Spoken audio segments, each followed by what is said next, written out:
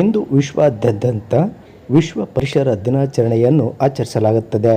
ಈ ನಿಟ್ಟಿನಲ್ಲಿ ಪ್ರತಿಯೊಬ್ಬ ಸಾರ್ವಜನಿಕರು ಮತ್ತು ನಾಗರಿಕರು ಮನೆಗೊಂದು ಮರವನ್ನು ಬೆಳೆಸುವುದರ ಮೂಲಕ ನಾಡನ್ನು ಉಳಿಸಬೇಕು. ಅಲ್ಲದೆ ಮತ್ತು ಪ್ರಕೃತಿ ಸಂಸ್ಥಾಪಕ ಅಧ್ಯಕ್ಷರಾದ RB ಪಾಟೀಲ್ ಅವರು ಪರಿಸರ ಪ್ರೇಮಿಗಳಿಗೆ ಮತ್ತು ಸಾರ್ವಜನಿಕರಿಗೆ ಕಿವಿ ಮಾತು ಹೇಳಿದ್ದಾರೆ.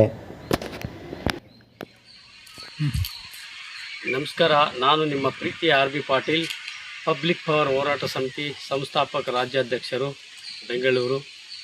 ಇಂದು ವಿಶೇಷವಾದ ದಿನ.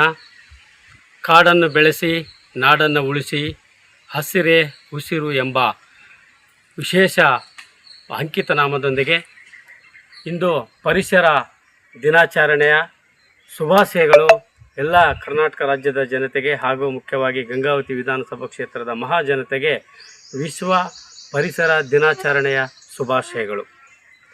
ಇಂದು ನಾವು ಎಲ್ಲ ಕಡೆ ನೋಡ್ತಾ ಇದ್ದೀವಿ, ಬಿಸಿಲಿನ ತಾಪ 42, 43, 44, ಕೆಲವೊಂದು ಕಡೆ 50, 52 ಎಲ್ಲ ಇದೆ. ಇದಕ್ಕೆ ಕಾರಣ ಪರಿಸರವು ಅಳಿವಿನ ಅಂಚಿನಲ್ಲಿರುವುದರಿಂದ ಈ ಒಂದು ತಾಪಮಾನ ಹೆಚ್ಚಾಗಿ ಜನರ ಉಳಿವಿನ ಒಂದು ಚಿಂತೆಯಾಗಿದೆ. ಪ್ರತಿಯೊಬ್ಬರೂ ಕೂಡ, ಪ್ರತಿಯೊಬ್ಬ ಮನುಷ್ಯನೂ ಕೂಡ ಅವನು ಜೀವಿಸಬೇಕಾದರೆ ಈ ಪರಿಸರವನ್ನು ಬೆಳೆಸಬೇಕು.